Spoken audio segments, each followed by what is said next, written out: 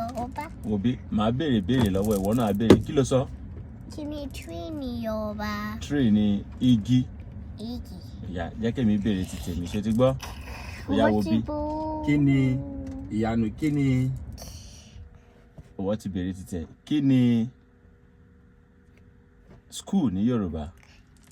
Ilé ẹ̀kọ́. Ilé ẹ̀kọ́. Bẹ́ẹ̀ni. Ìyá, kí ni? Kí ni kọ́ ní Yoruba? Kí ni kọ́ ní Yoruba? Car. Mọ́tò.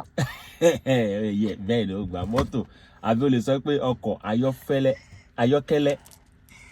Ọkọ̀ ayọ́kẹ́lẹ́. Kí ni mo sọ? Ọkọ̀ Kẹ́lẹ́. Ó yá, kí ló yẹ kó sọ fún àwọn ará ilé?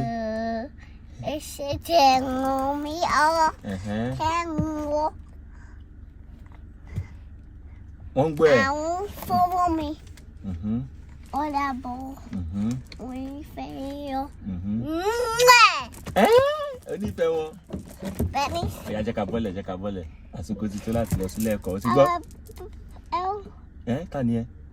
Ọ̀rẹ́ mi. Ọ̀rẹ́ wa ń bẹ. Bẹ́ẹ̀ni. Ọ̀yá, jẹ́ ká bọ́lẹ̀. O ti gbọ́?